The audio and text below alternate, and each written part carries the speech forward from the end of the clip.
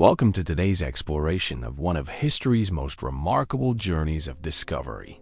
500 years before Christopher Columbus set sail across the Atlantic, Norse seafarers had already achieved what many thought impossible. They crossed the treacherous northern seas in open wooden boats, navigating by stars and instinct, driven by an insatiable hunger for new lands and opportunities. The Vikings, those legendary warriors and explorers from Scandinavia, accomplished something that would remain forgotten by most of the world for nearly a millennium. They reached North America, established settlements, and walked upon shores that Europeans wouldn't officially discover for another 5 centuries. But how did they do it? How did these seafarers, without compasses, without accurate maps, without any of the navigation tools we take for granted today, managed to cross one of the world's most dangerous oceans? What drove them to venture into unknown waters where sea monsters were believed to lurk and the edge of the world might await? The story of the Viking discovery of North America is not just a tale of bold exploration. It's a saga of human ingenuity, maritime innovation, and the relentless push of a civilization seeking new horizons. It's a story written in the construction of their magnificent ships, in the establishment of stepping stone settlements across the North Atlantic, and ultimately in the archaeological evidence left behind on the shores of Newfoundland. Today, we're going to trace this incredible journey from its origins in Scandinavia to the windswept coast of what the Norse called Vinland. We'll discover how the Vikings developed the technology, accumulated the knowledge, and summoned the courage to cross an ocean and change history forever. Chapter 1. The Viking Age. The story of how Vikings reached North America begins not with a single voyage, but with centuries of maritime development and an entire culture built around the sea. In the late 8th century, Scandinavia experiences a transformation that will reshape the medieval world. The Viking Age dawns with the infamous raid on Lindisfarne in 793 CE. But this explosion of Norse activity across Europe represents more than mere piracy and plunder. It reflects a civilization that has mastered the seas to a degree unprecedented in Northern Europe. The Scandinavian peoples inhabit a harsh, beautiful landscape of fjords, mountains, and limited arable land. Norway's western coast stretches for thousands of miles, deeply indented with narrow inlets where the sea penetrates far into the mountains. Sweden's eastern shores face the Baltic, while Denmark controls the strategic passages between the North Sea and Baltic Sea. For these peoples, the sea is not a barrier, but a highway. From childhood, Norse men and women live intimately with water. They fish, they trade, they travel almost exclusively by boat. The geography of their homeland demands it. But geography alone does not create explorers. The Viking Age emerges from a perfect storm of circumstances. Scandinavia's population grows during the 8th and 9th centuries, placing pressure on limited farming land. Simultaneously, advances in shipbuilding technology create vessels capable of longer voyages. The development of the keel, a structural beam running along the bottom of the ship, provides stability and allows ships to cut through waves rather than ride over them. This innovation, combined with clinker-built construction, where overlapping planks are riveted together, creates ships that are both flexible and strong, able to withstand the tremendous stresses of ocean sailing. The political landscape of Scandinavia also contributes to the outward expansion, as powerful chieftains consolidate their control, creating what will become the kingdoms of Norway, Sweden, and Denmark. Many lesser nobles and ambitious warriors find themselves squeezed out of power structures at home. The sea offers them opportunity. Glory and wealth await those brave enough to venture beyond familiar waters. The Vikings develop a reputation for fearlessness that sometimes borders on recklessness. But this boldness is matched by sophisticated seamanship and navigation skills. Viking society celebrates the successful raider and trader in equal measure. Their culture produces remarkable ships, but also remarkable sailors who can read the sea, the sky, and the wildlife with uncanny accuracy. A Viking navigator can determine his latitude by measuring the height of the sun at noon. He can judge his position by the color and temperature of the water, by the species of birds he encounters, by the direction of swells even when out of sight of land. This accumulated knowledge, passed from father to son, from experienced sailor to apprentice, becomes the foundation upon which longer voyages become possible. The Vikings do not simply raid and retreat. They establish trade networks stretching from Baghdad to Byzantium. They found settlements in England, Ireland, and Normandy. They navigate the great rivers of Russia, reaching the Black Sea and Caspian Sea. This expansion happens gradually, building on previous successes, always pushing a little further into unknown territory. Each generation of Vikings ventures beyond where the previous generation dared to go. Religious and cultural factors also play a role in Viking expansion. The Norse pantheon of gods values courage, exploration, and death in battle. A warrior who dies at sea or in combat earns a place in Valhalla, the great hall of Odin where fallen heroes feast and fight until Ragnarok, the end of the world. This belief system removes much of the fear that might keep men close to home. The Vikings do not fear death on distant shores. They embrace it as a path to eternal glory. The Viking ship itself becomes a powerful symbol of Norse culture. These vessels are works of art as much as tools of war and exploration. Elaborately carved dragon heads adorn their prows. Their shields line the gunwales in colorful rows. A well-built longship represents years of skilled labor, careful selection of timber, and deep understanding of how wood, water, and wind interact. The best ships have names and reputations. They become almost characters in the sagas that Vikings tell around winter fires. Trade networks create the infrastructure for later exploration. Norse merchants establish relationships with peoples across northern Europe. They learn languages, customs, and geography. This commercial activity generates wealth that can finance ambitious voyages. It also creates a demand for exotic goods, precious metals, and valuable commodities like walrus ivory and furs from the far north. The drive for profit combines with the drive for glory, creating powerful incentives for exploration. By the mid-9th century, Vikings routinely crossed the North Sea, a body of water that can be treacherous and unpredictable. They develop an intimate knowledge of its moods, learning when to sail and when to wait for better conditions. This experience in crossing open ocean, though still within sight of land for much of the journey, prepares them for even greater challenges ahead. The North Sea becomes a training ground for sailors who will later venture into the vast North Atlantic. Viking ships carry not just warriors, but entire families seeking new lives. When Norse explorers find promising lands, they return with news that attracts settlers. This pattern of exploration followed by settlement will repeat itself across the North Atlantic, creating a chain of Norse colonies that eventually reaches all the way to North America. Each settlement becomes a base for further exploration, a stepping stone into the unknown. The Vikings are building an empire, not through conquest alone, but through colonization and trade, creating a network of Norse communities connected by the sea that they have mastered so completely. Chapter 2. The discovery of Iceland. The Viking discovery of Iceland around 860 CE marks a crucial step on the path to North America, though at the time, no one imagined where this journey would ultimately lead. Iceland sits roughly halfway between Norway and Greenland, positioned perfectly to serve as a stepping stone across the North Atlantic.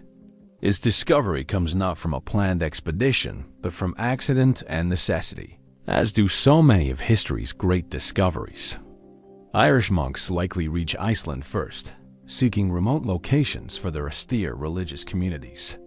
These Celtic hermits establish small settlements, but they abandon the island when Norse settlers arrive, unwilling to share their isolated sanctuary with pagan warriors. The Norse discovery traditionally credits Nat Odd, a Viking who gets blown off course while sailing from Norway to the Faroe Islands. He lands on the eastern coast of Iceland and climbs a mountain to look for signs of habitation. Seeing none, he names the land Snyland or Snowland, because snow falls as his ship departs. Other Norse explorers follow. Garhar Svavarson circumnavigates Iceland, confirming it's an island, and spends a winter there. His glowing reports attract attention back in Scandinavia. Floki Vilgerharson attempts to establish a settlement, but faces disaster when he fails to make adequate preparations for winter. His livestock dies, and he returns to Norway with discouraging reports, naming the island Iceland because of the sea ice he encounters. Despite this setback, news of a large, unclaimed island spreads through Norway, and it arrives at a particularly opportune moment. King Harald Fairhair consolidates his control over Norway, subduing the independent chieftains who have long ruled their own territories. Many Norwegian nobles refuse to submit to royal authority. They face a choice: bend the knee or leave. For proud men accustomed to independence, the decision comes easily. They choose exile. Iceland offers them something rare and precious: a chance to recreate the world they were losing in Norway, a place where they can be their own masters, free from royal interference. The settlement of Iceland begins in earnest around 874 CE, when Ingolfur Arnarsson establishes a permanent farmstead at Reykjavik. Other settlers quickly follow. These aren't desperate refugees, but often wealthy, prominent families bringing their livestock, household goods, and enslaved thralls. They claim large tracts of land, establishing farms in the habitable coastal areas and valleys. The interior, a harsh volcanic wasteland of glaciers and lava fields, remains unpopulated, but the coastal regions provide adequate grazing and surprisingly mild temperatures due to the Gulf Stream's warming influence. The settlers bring more than themselves. They carry seeds, livestock, tools, and their entire cultural system. They established the Althing in 930 CE, one of the world's oldest parliaments, where free men gather each summer to settle disputes and make laws. This institution reflects the Vikings' sophisticated approach to governance and their determination to create not just settlements, but a functioning society. Iceland becomes a laboratory for Norse culture, evolving without the constraints of royal power that dominates Scandinavia. Life in Iceland presents challenges unknown in Scandinavia. The growing season is short and agriculture marginal. Settlers rely heavily on fishing, sheep farming, and seabirds. They trade with Norway for timber, which Iceland almost entirely lacks, and for grain to supplement their limited harvests. But despite these hardships, Iceland prospers. The population grows rapidly as new immigrants arrive throughout the late 9th and early 10th centuries. Within 60 years of initial settlement, all the desirable land has been claimed. Iceland's isolation helps preserve Norse culture and language. Cut off from the rapid changes sweeping Europe, including the spread of Christianity and feudalism, Iceland maintains older traditions longer than Scandinavia itself. This cultural continuity will prove crucial for historical records. The Icelandic sagas, written down in the 13th and 14th centuries, preserve detailed accounts of the settlement period and later voyages of exploration, providing invaluable information about Viking expansion across the North Atlantic. The settlement of Iceland teaches the Norse crucial lessons about colonizing distant lands. They learn the importance of bringing adequate supplies for the first winters before settlements become self-sufficient.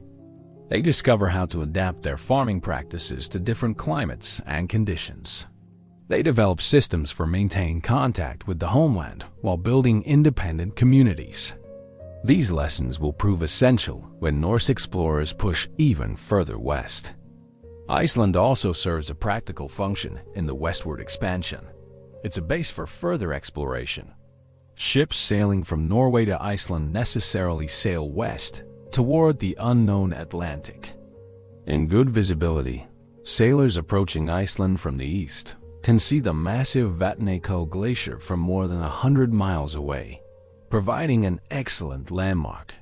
This experience of sailing toward a distant, ice-capped land prepares Norse sailors for the journey to Greenland, which requires navigating toward another glacier-covered island.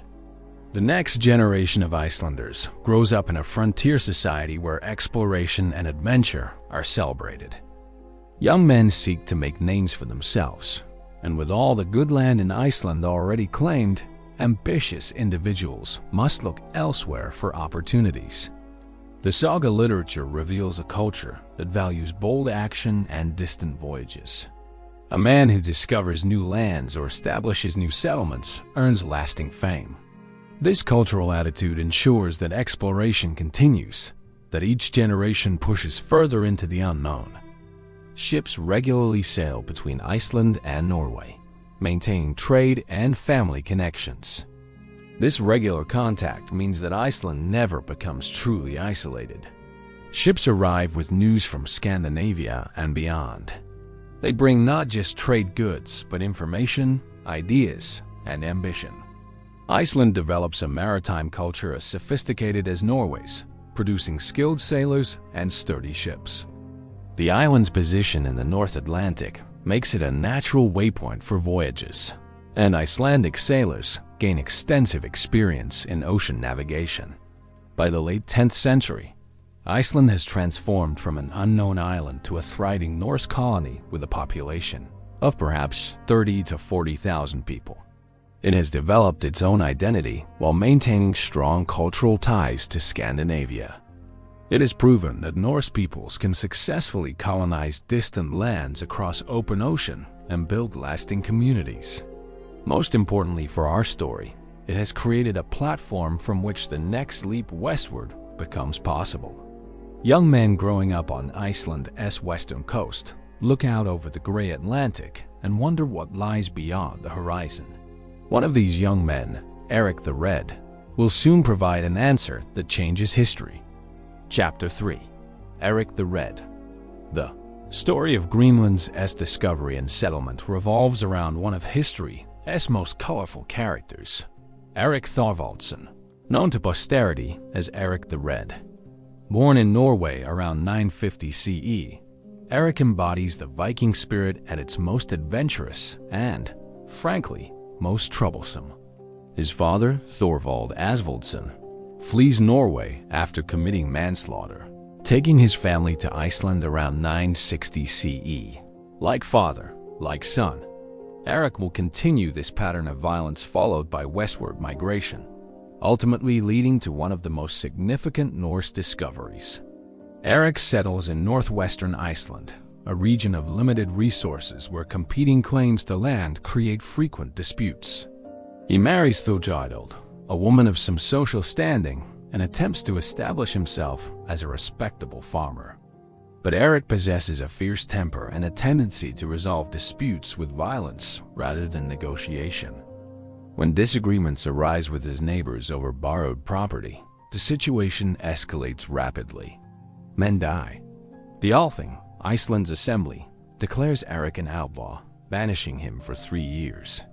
Facing exile, Eric makes a bold decision rather than simply retreating to some remote corner of Iceland to wait out his sentence. He equips his ship and sails west, seeking lands that Icelandic sailors have glimpsed when blown off course. Around 982 CE, Eric sets out into the unknown Atlantic with a small crew, sailing toward rumors and distant sightings. What he finds will dramatically expand the Norse world and set the stage for the eventual discovery of North America. After several days of sailing, Eric sights land. He encounters the eastern coast of a massive island, but this shore offers nothing but inhospitable glaciers and sheer ice cliffs plunging into the sea. Eric demonstrates the persistence that characterizes successful explorers. Rather than turning back, he sails south along the coast, seeking better landing sites. Rounding the southern tip of the island, he discovers a dramatically different landscape. The southwestern coast features deep fjords similar to those in Norway and Iceland, with green valleys and grasslands suitable for farming. He explores these fjords during 3 summers of exile, claiming land and identifying the best locations for settlement. Erik demonstrates not just courage but marketing genius. He names this new land Greenland, deliberately choosing an appealing name to attract settlers. The Icelandic sagas quote him as saying that people would be attracted to go there if it had a favorable name. This reveals sophisticated understanding of psychology and promotion. Greenland certainly has some green areas along its southwestern coast, but the name somewhat overstates the case. Nevertheless, Erik's branding strategy works brilliantly. Returning to Iceland when his exile ends, Erik organizes a major colonization expedition. He has spent 3 years exploring Greenland, identifying the best sites for farms and settlements. He can offer would-be colonists detailed information about resources, climate, and opportunities. His timing proves perfect. Iceland has become crowded by Norse standards. Competition for grazing land intensifies, and young families struggle to establish independent farms. Erik offers them something precious: abundant unclaimed land where they can build prosperous estates and become substantial landholders. In 986 CE, Erik leads a fleet of 25 ships carrying several hundred settlers toward Greenland. The voyage demonstrates both the capabilities and limitations of Norse seafaring.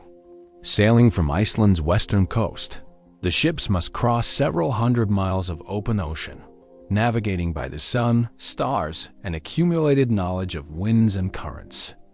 The journey takes days under the best conditions, and conditions are not always best. The Atlantic proves its reputation for danger. Storms scatter the fleet. Some ships sink, drowning everyone aboard. Others turn back to Iceland, their crews losing courage or their vessels suffering damage. Only 14 ships complete the journey, perhaps 300 to 400 people in total.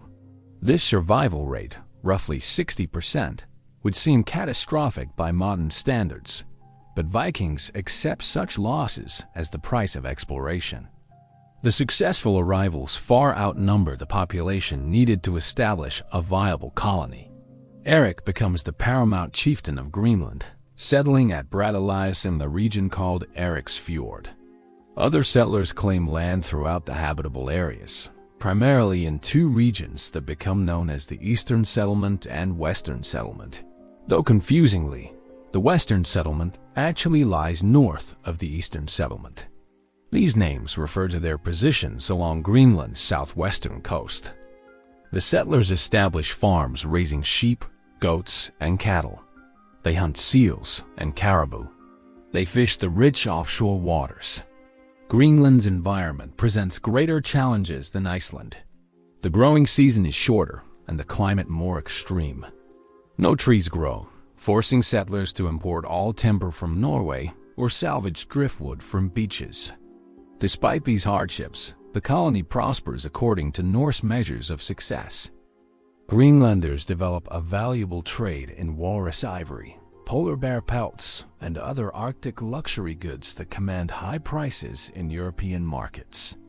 This trade provides the wealth needed to import essential goods the colony cannot produce. The colony's sustainability depends on maintaining contact with Iceland and Norway. Ships must arrive regularly bringing timber, iron, grain, and other necessities.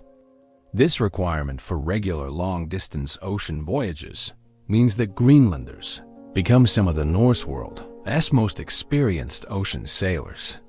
They routinely cross hundreds of miles of open ocean, developing intimate knowledge of North Atlantic conditions. This expertise will prove crucial for the next chapter in Norse exploration. Erik and Jorhild have several children who grow up in Greenland. One son, Leif Erikson, will become the most famous Norse explorer of all, but that story comes later.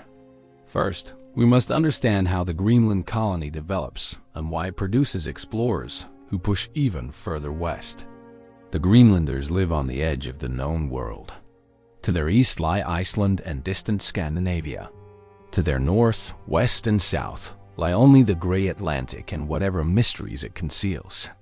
Greenland's position makes it the ultimate Norse frontier.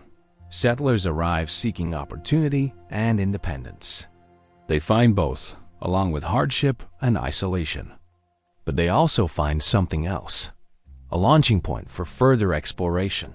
Ships sailing the waters around Greenland sometimes sight land to the west. Whether these sightings are accurate, or whether sailors mistake clouds or icebergs for distant shores, rumors circulate of lands beyond Greenland. The Norse have pushed across 2,000 miles of ocean from Scandinavia to Greenland. Why should they stop there?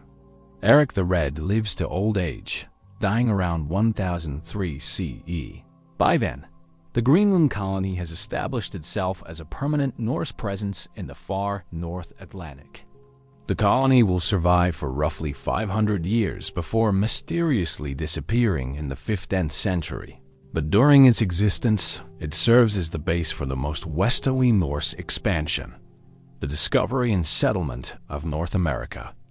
Eric never sees this final frontier, but his boldness and determination create the conditions that make it possible. His son Leif will complete the journey that Eric's generation began. Chapter 4. Bjarni Discovery. The first Norse sighting of North America comes not from a planned voyage of exploration, but from a navigational error, a reminder that accident and chance play crucial roles in history's great discoveries. Around 986 CE, the same year that Eric the Red leads settlers to Greenland, a merchant named Bjarni Herjolfsson sails from Norway to Iceland, intending to spend the winter with his father, as he does every year. But when he arrives in Iceland, he receives surprising news. His father has sold his property and joined Eric's expedition to Greenland. Bjarni faces a decision. He can remain in Iceland for the winter, or he can attempt to follow his father to a land he has never seen. None of his crew members has sailed to Greenland either, but Bjarni decides to make the attempt despite having no direct knowledge of the route. This decision, made casually by a merchant seeking to maintain family tradition, will have consequences far beyond anything Bjarni imagines. The voyage begins normally enough. Bjarni and his crew sail west from Iceland, following the general direction that other ships have taken toward Greenland. For 3 days they make good progress, but then the weather deteriorates. Fog descends, thick and impenetrable. North winds blow the ship off course. For days they sail blind, unable to take solar observations, navigating only by dead reckoning and instinct. When the fog finally lifts, Bjarni and his crew find themselves completely lost. They sight land, but it's not the land they expect. According to the saga accounts, Bjarni observes that this land is not mountainous and appears well forested, with low hills. This description does not match anything he has heard about Greenland, which is famous for its mountains and ice. Bjarni makes a crucial decision. He will not land. His crew argues for going ashore to investigate and take on fresh water, but Bjarni refuses. He has set out for Greenland, and he intends to reach Greenland, not waste time exploring unknown coasts. Turning north, Bjarni continues sailing for several more days. Again they sight land, and again, it does not match descriptions of Greenland. This land is also flat and heavily forested. Once more, the crew wants to investigate. Once more, Bjarni refuses, insisting they must continue searching for Greenland. Some historians view Bjarni's refusal to explore as a failure of curiosity or courage, but from his perspective, he's making the practical choice. He has committed to reaching his father in Greenland, and unknown lands represent delay and potential danger. After more sailing, Bjarni sights land a third time. This coastline is mountainous and topped with glaciers. The crew asks if this might be Greenland, but Bjarni declares it unsuitable land because it appears barren and worthless. He refuses to beach the ship, instead sailing offshore with the wind behind them. After several more days, they finally reach Greenland, landing at Herjolfsson's, exactly where Bjarni's father has settled. Bjarni joins his father's household and apparently never sails again, settling into a comfortable life as a Greenland farmer. But Bjarni's voyage does not end with his arrival in Greenland. He brings back detailed descriptions of the lands he has seen to the west. His accounts generate enormous interest in Greenland's small community. The descriptions of forests particularly excite the Greenlanders. Remember that Greenland has virtually no trees. Every piece of timber must be imported at great expense or salvaged as driftwood. The idea of lands covered in endless forests represents unimaginable wealth to people desperate for wood. Bjarni's descriptions circulate through Greenland. Men discuss the mysterious western lands at gatherings and feasts. Some criticize Bjarni for his lack of curiosity, suggesting he should have explored more thoroughly. But others see opportunity. If these lands truly exist and truly possess the resources Bjarni describes, someone should mount a proper expedition to explore and potentially exploit them. The Norse are nothing if not practical. Romantic curiosity matters less than resources and opportunity. The question of what lands Bjarni actually saw has fascinated historians and archaeologists for centuries. Based on his descriptions and sailing times, scholars have developed theories. The first land, flat and forested, likely represents either Labrador or Newfoundland. The second land, also wooded and flat, might be Labrador's coast at a different point, or possibly Nova Scotia. The third land, mountainous and glacier-covered, probably represents Baffin Island. If these identifications are correct, Bjarni sailed down the North American coast from north to south before turning east toward Greenland. Bjarni's voyage demonstrates several important points about Norse navigation and exploration. First, it shows that Norse sailors could survive and navigate even when completely lost in unfamiliar waters. Bjarni's ability to eventually find Greenland, despite being blown far off course, speaks to genuine navigational skill and seamanship. Second, it reveals that Norse sailors could cross substantial stretches of open ocean in their small vessels. Third, it shows that Norse explorers were becoming active in waters where North America could be reached, whether intentionally or accidentally. The saga accounts of Bjarni's voyage, recorded centuries later, must be treated with some caution. Details may have been embellished or confused over generations of oral transmission before being written down. Some scholars question whether Bjarni's voyage happened exactly as described, or whether the saga writers combined multiple voyages or invented details. However, the basic outline remains plausible. Ships did get blown off course. Sailors did sight unexpected lands, and word of these sightings did spread through Norse communities. What makes Bjarni's story particularly interesting is his decision not to explore the lands he discovered. This restraint or lack of curiosity, depending on one's perspective, means that the actual discovery of North America, in the sense of landing and exploring, falls to someone else. Bjarni sees the lands first but doesn't investigate them. He literally discovers North America by accident and then effectively ignores it, focused on his original destination. This might seem incredible to modern audiences, but it reflects practical priorities. Bjarni is a merchant, not an explorer. He has business to conduct and a father to visit. Unknown lands, however intriguing, represent diversion from his purpose. Nevertheless, Bjarni's voyage changes everything. Before his accidental journey, the Norse know nothing of lands west of Greenland, except possibly vague rumors. After his return, they have specific information about western lands with valuable resources. Someone will inevitably act on this information. The question is not whether further exploration will occur, but when and by whom. The answer comes roughly 15 years after Bjarni's voyage, when Eric the Red Sun decides that the western lands deserve proper investigation. Chapter 5. Eriksson's voyage approximately 15 years after Bjarni. Herjolfsson's accidental sighting of North American lands. Leif Erikson decides to investigate these mysterious western shores properly. The year is around 1000 CE. Leif is the son of Eric the Red and has grown to manhood in Greenland. He possesses his father's boldness and determination, but apparently better judgment and temperament. Unlike Eric, Leif does not spend his youth killing neighbors and getting exiled. Instead, he develops a reputation as a capable, level-headed leader who commands respect rather than simply inspiring fear. Leif's decision to explore the western lands comes after hearing stories about Bjarne's voyage for years. The descriptions of endless forests tantalize any Greenlander who understands the colony's desperate need for timber. Leif approaches Bjarne and purchases his ship, the same vessel that had sailed past the North American coast years earlier.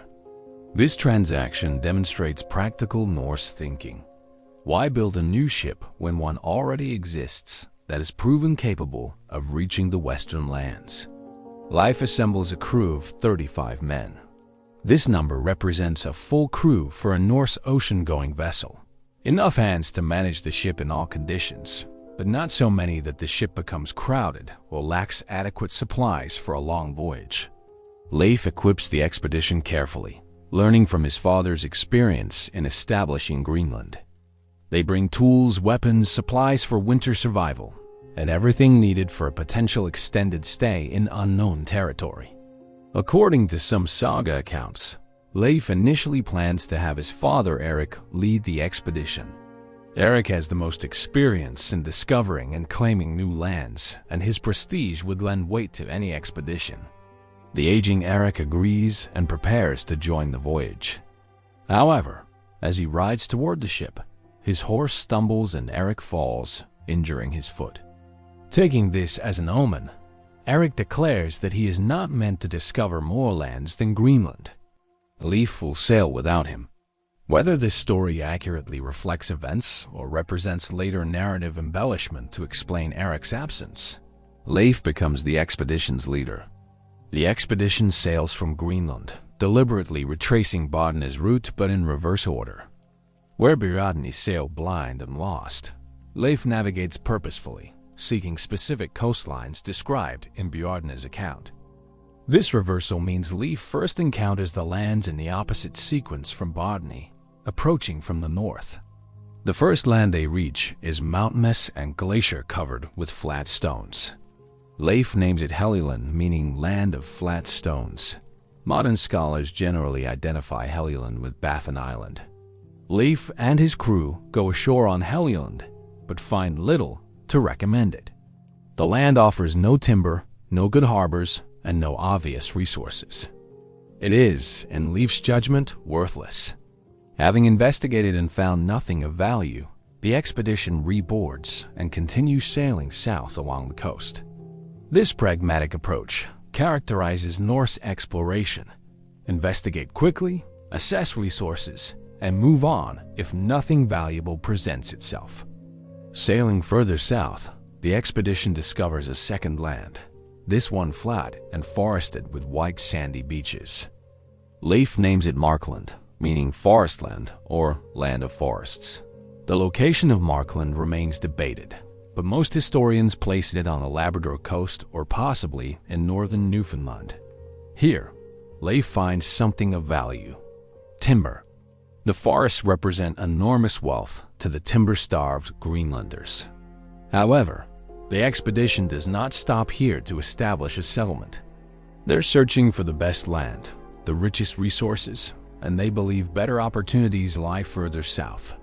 After 2 more days of sailing, the expedition reaches a third land where they decide to explore more thoroughly. They enter what appears to be a promising bay or inlet, possibly running aground briefly before finding a river that leads into a lake.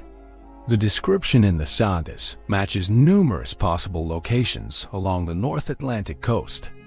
Leif and his men decide to winter here. They beach their ship, construct temporary shelters, and begin investigating their surroundings. What they discover exceeds their expectations. The land is rich and abundant. Salmon larger than any they have seen before fill the rivers. The climate is milder than Greenland, with grass that remains green through winter, suggesting frost-free winters or at least very mild ones. Most remarkably, members of the crew discover grapevines and grapes growing wild. This discovery leads Leif to name the land Vinland, meaning wineland or possibly meadowland, depending on how one interprets the Old Norse word. The grape discovery has generated centuries of scholarly debate. Wine grapes do not grow naturally as far north as Newfoundland today, and presumably did not grow there in 1000 CE either. This fact has led to several theories. Perhaps the saga accounts confused grapes with other berries. Perhaps the expedition actually reached much further south into regions where wild grapes do grow. Perhaps climate conditions differed enough 1,000 years ago to permit grape growth further north. Or perhaps the grapes represent narrative embellishment added by saga writers to make the discovered land sound more appealing and more exotic. Leif's expedition spends the winter in Vinland, exploring the surrounding territory and gathering resources. They cut timber to bring back to Greenland, recognizing its tremendous value. The winter passes without disaster, a success in itself. Norse explorers often face catastrophe when attempting to winter in unknown lands, but Leif's careful preparation and the land's relative bounty keep his crew safe and healthy. In spring, Leif loads his ship with timber and whatever other valuable cargo they have gathered, and the expedition sails back to Greenland. They arrive safely, and Leif brings news that generates enormous excitement. He has discovered lands richer than Greenland, more habitable than Iceland in some respects, and filled with resources. The timber alone makes the expedition a financial success. Leif earns the byname Leif the Lucky, both for discovering such valuable lands and for his safe return. Leif's voyage represents a watershed moment in human history, though no one at the time could fully appreciate its significance. For the first time, Europeans have crossed the Atlantic, explored North American lands, and returned with detailed information. This is not a theoretical achievement or a disputed claim. Leif and his crew have actually walked on North American soil roughly 500 years before Columbus sails. They have investigated resources, tested the climate, and proven that Norse ships and crews can successfully operate on the far side of the Atlantic. The saga descriptions of Vinland have fueled endless speculation about exactly where Leif landed. Candidates range from Newfoundland to New England, from the Gulf of St. Lawrence to Long Island Sound.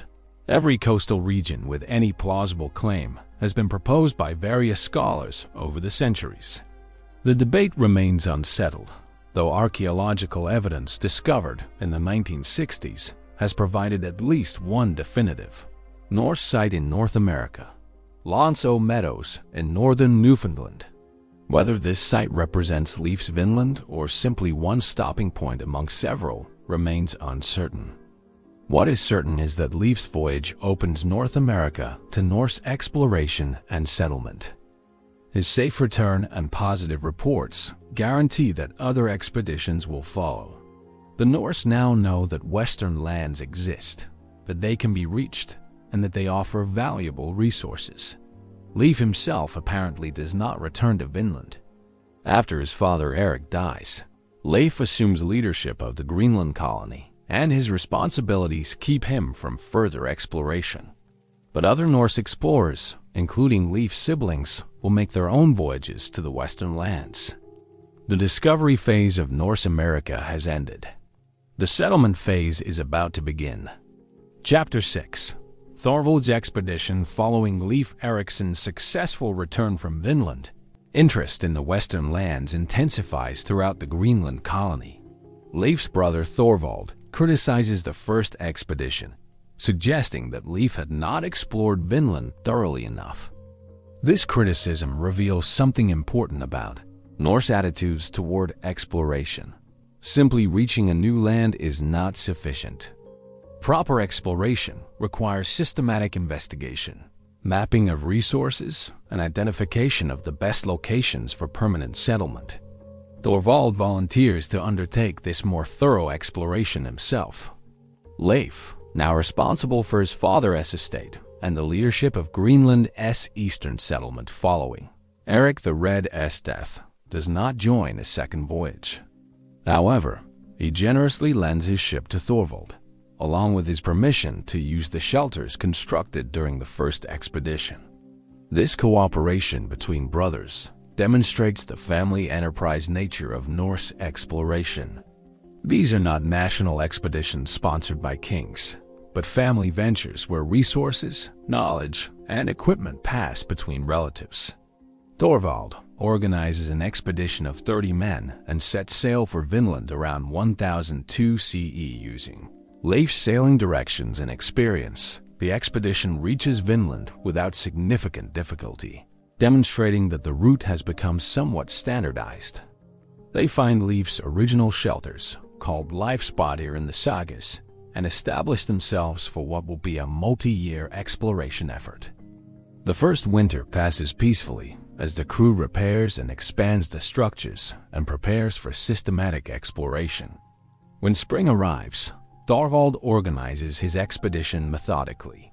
He divides his crew, keeping some men at the base camp while sending others to explore in the ship's boat. The explorers investigate the coastline, sailing along shores, entering inlets, and mapping resources. They discover a land that seems rich beyond imagination compared to Greenland. Forests stretch endlessly. Rivers teem with fish. The climate remains mild. In many ways, Vinland appears superior to any land the Norse have yet colonized. During this first summer of exploration, Thorvald's crew makes detailed observations of the coastline and natural features. They find excellent harbors, identify stands of quality timber, and note locations suitable for farming. The land appears empty of human inhabitants, though the explorers surely search for signs of other peoples. The apparent absence of population makes Vinland even more attractive. An empty land means no conflicts over territory, no competition for resources, and no threat of attack. The expedition winters again in Vinland. The second winter proves as uneventful as the first, allowing the Norse explorers to settle into a comfortable routine. They hunt, fish, and gather firewood. They make repairs to their equipment and structures. They tell stories and plan the next season's explorations. Life in Vinland begins to feel sustainable, even comfortable. Some of the crew members probably begin imagining permanent settlement, bringing families and livestock to establish farms in this rich new land.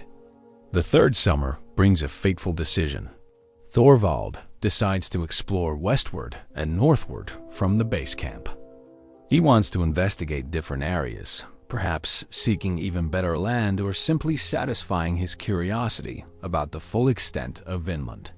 The expedition sails along the coast until they encounter a promontory, a headland jutting into the sea. The location appeals to Thorvald tremendously.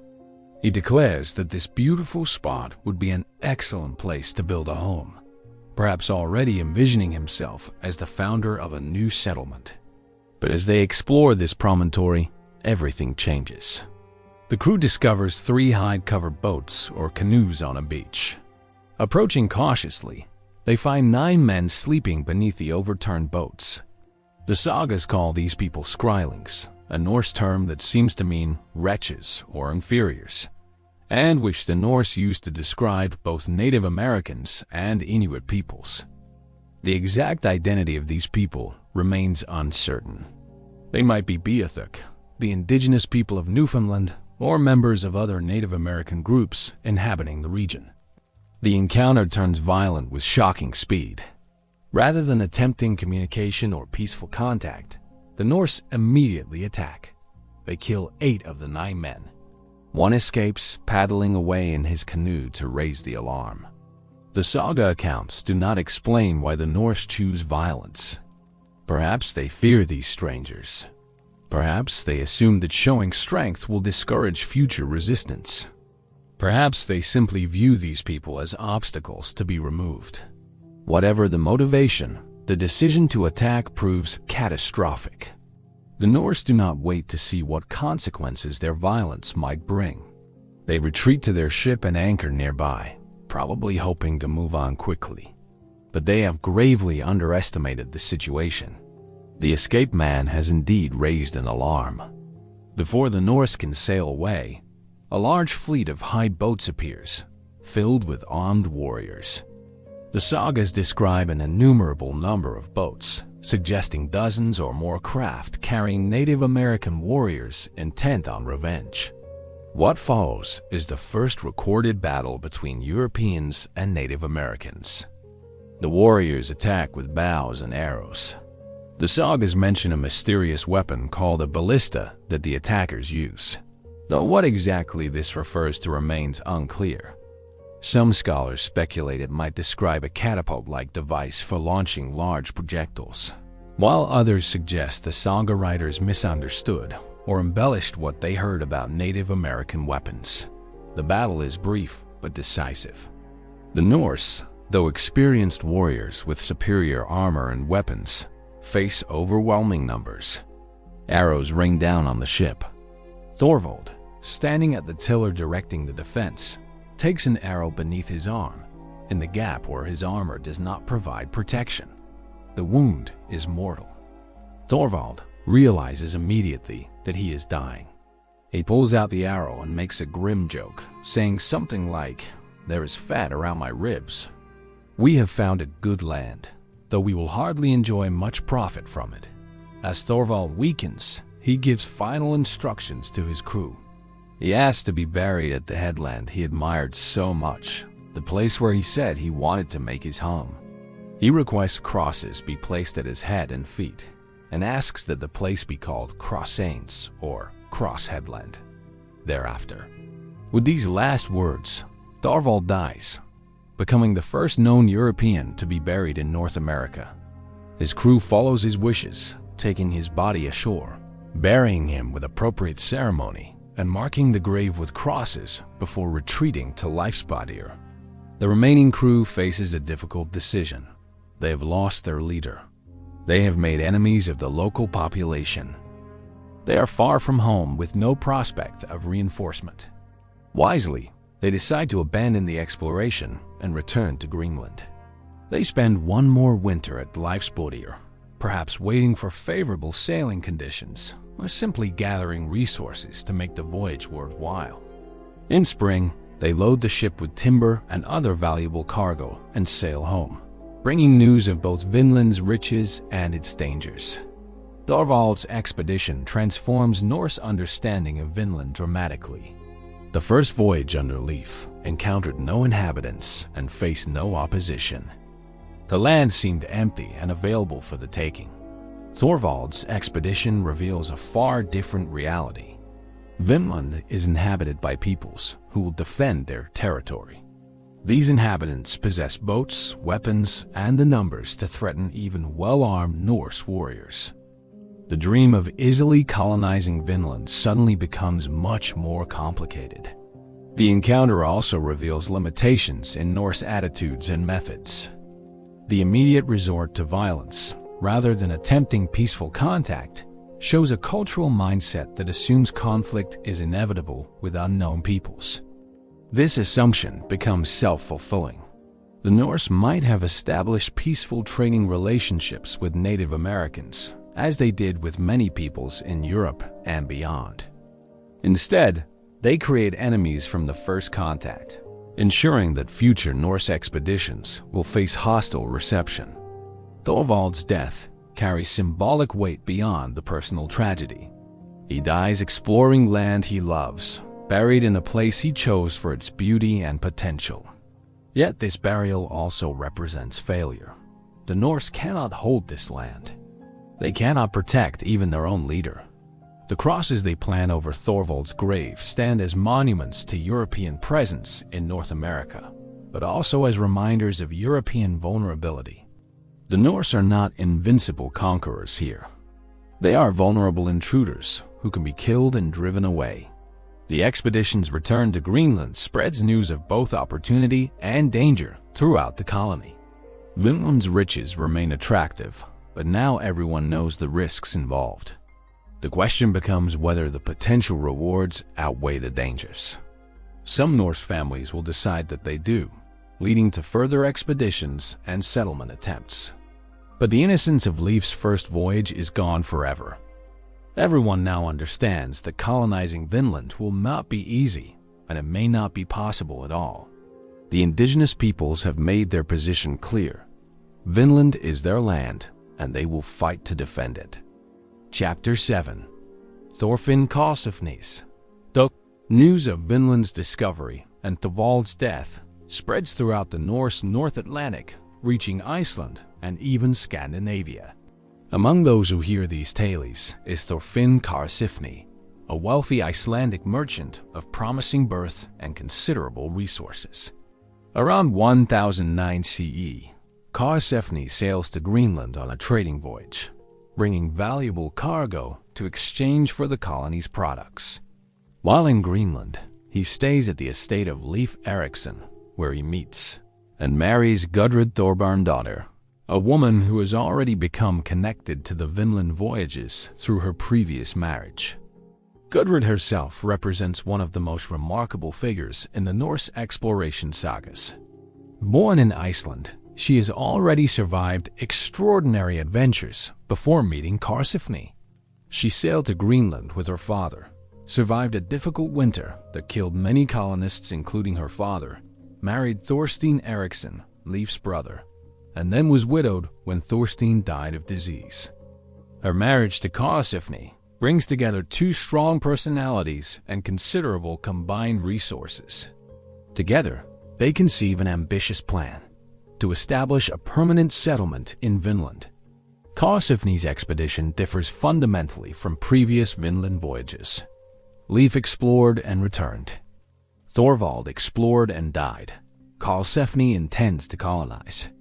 He organizes an expedition of multiple ships carrying not just warriors and sailors, but entire families, livestock, and everything needed for permanent settlement.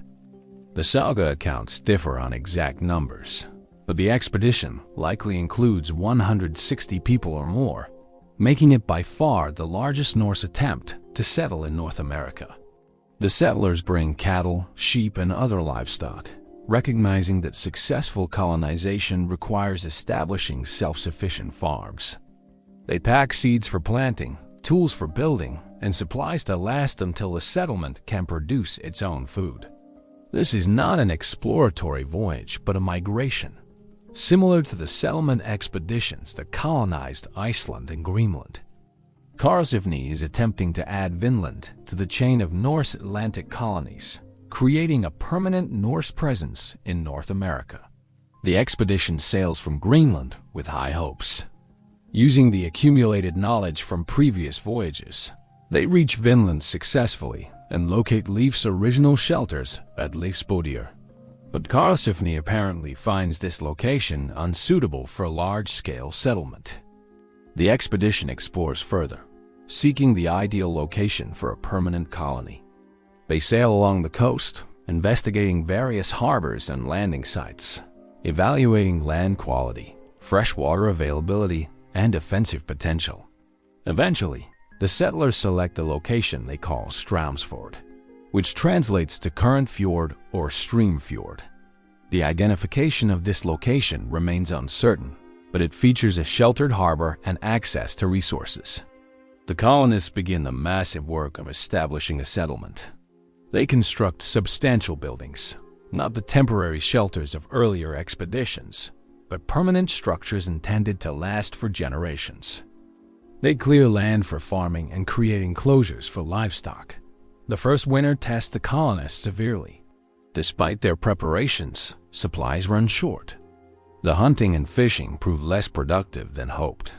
Cattle die from harsh conditions or inadequate fodder. The settlers face hunger and hardship.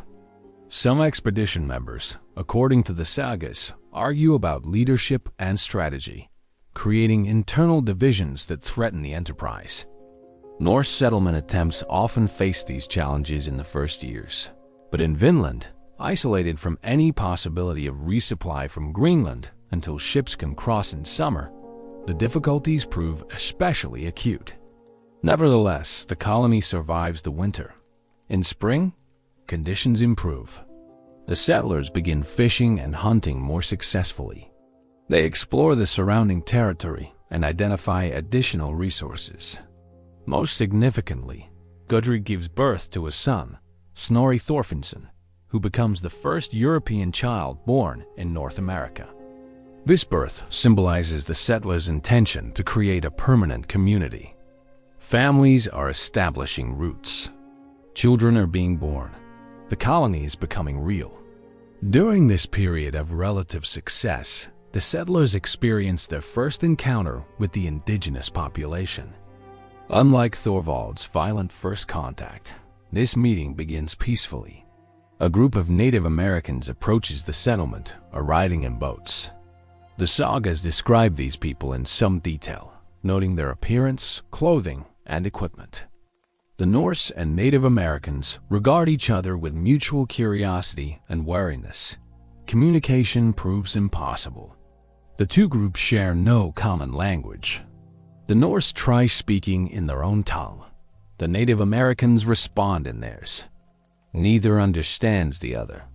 Yet despite this language barrier, both groups recognize an opportunity for trade. The Native Americans show interest in Norse goods, particularly red cloth, which seems to fascinate them. The Norse want furs, which the indigenous people possess in abundance. Through gestures and demonstration, they establish a trading relationship. For a time, this trade benefits both groups. The Norse acquire valuable furs that command high prices in European markets. The Native Americans obtain cloth, metal goods, and other items they cannot produce themselves. The trading sessions become regular events. Karlsefni establishes rules for these encounters, forbidding his men from trading weapons to the Native Americans, recognizing that armed indigenous people pose a greater threat to the settlement. But tensions develop. The saga accounts describe an incident involving a bull that the Norse settlers have brought with them. When the bull bellows loudly, it terrifies the Native American traders, who have never seen such an animal. They flee in their boats, not returning for several weeks. This episode, whether accurately remembered or embellished in later retellings, suggests the cultural gap between the two peoples. Objects and animals that the Norse consider ordinary appear strange and frightening to indigenous peoples, and vice versa. When contact resumes, the atmosphere is changed. The Native Americans return in greater numbers and seem less friendly. Trading continues, but with increased tension. Then disaster strikes. A fight breaks out. The saga accounts differ on what triggers the violence. One version suggests that a Native American attempts to steal weapons and is killed by a Norse settler. Another implies that the Norse themselves initiate violence. Regardless of the cause, the result is clear. Open warfare erupts between the settlers and the indigenous population. The Norse find themselves outnumbered and under siege. Large numbers of Native American warriors attack the settlement. The settlers defend their buildings desperately, using their superior armor and weapons to hold off the attackers. The battle is fierce. Women as well as men participate in the defense. One saga account describes Freydis, another of Eric the Red's children, who has joined the expedition, shaming the Norsemen for retreating from the indigenous warriors. She grabs a sword and, though pregnant, helps drive off the attackers. The Norse prevail in this battle, inflicting heavier casualties than they suffer. But victory brings no comfort. Karlsefni and the other leaders recognize their fundamental problem. They are too few to hold Vinland against a hostile population. The indigenous peoples vastly outnumber them. The settlers can win individual battles, but cannot win an extended conflict. Every fight depletes their limited numbers. They cannot receive reinforcements. They cannot retreat to safety except by abandoning Vinland entirely. The settlers face a bitter reality that overturns their dreams of permanent colonization. Vinland possesses all the resources they could desire. The land is rich, the climate favorable, the economic opportunities tremendous. But none of this matters if they cannot survive against the indigenous population. The Norse have conquered and settled many lands, but always they have done so through either overwhelming force or gradual infiltration into sparsely populated areas. In Vinland, they face neither overwhelming superiority nor empty lands. They face determined resistance from peoples who know the terrain and possess numbers on their side. After perhaps 3 years in Vinland, Karlsefni makes the difficult decision to abandon the settlement. The colonists pack what they can carry, load their ships with timber and furs, and sail back to Greenland. They leave behind their buildings, their dreams, and the grave of at least one colonist. Young Snorri Thorfinnsson, the first European born in North America, sails away from his birthplace as an infant, never to return. The attempt to establish permanent Norse settlement in North America has failed. Karlsefni and Gudrid return to Greenland and eventually to Iceland, where they settle and raise their family. Snorri grows to adulthood in Iceland, and his descendants include several notable figures in Icelandic history. The family preserves the stories of the Vinland expedition, passing them down through generations until they are finally written in the saga manuscripts centuries later. But the settlement itself is gone. The Norse have proven they can reach North America and survive there, but they cannot hold it against indigenous resistance. Chapter 8. The last Vinland voyages. Following Karlsefni's withdrawal from Vinland, Norse interest in the western lands continues, but the character of that interest changes fundamentally. The age of settlement attempts ends. What follows is an era of sporadic voyages focused on resource extraction rather than colonization. The Norse have learned a hard lesson. They cannot establish permanent settlements in Vinland, but they can still exploit its resources through temporary expeditions. This shift from settlement to resource gathering defines the final phase of Norse contact with North America. The saga accounts describe one more significant Vinland voyage, led by Freydis Eirik's daughter, Eric the Red's daughter. This expedition, dated to around 1014 CE, represents one of the darker chapters in the Vinland story. Freydis, already known for her fierce temperament and the role she played defending Karlsefni's settlement, organizes a joint expedition with 2 Icelandic brothers, Helgi and Finnbogi. The arrangement involves sharing ships, crews, and any profits equally. The expedition reaches Vinland and occupies the buildings left by previous settlers, presumably at Leifspadir. But cooperation between Freydis and the Icelandic brothers quickly breaks down. According to the saga account, disputes arise over accommodations and authority. The situation deteriorates until Freydis, in a shocking act of treachery, convinces her husband and his men that the Icelanders are planning to attack them. In the resulting violence, all the Icelandic men are killed.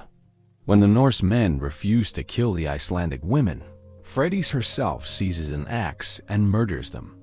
This massacre, whether it occurred exactly as described or represents an embellished version of events, effectively ends the heroic age of Vinland exploration.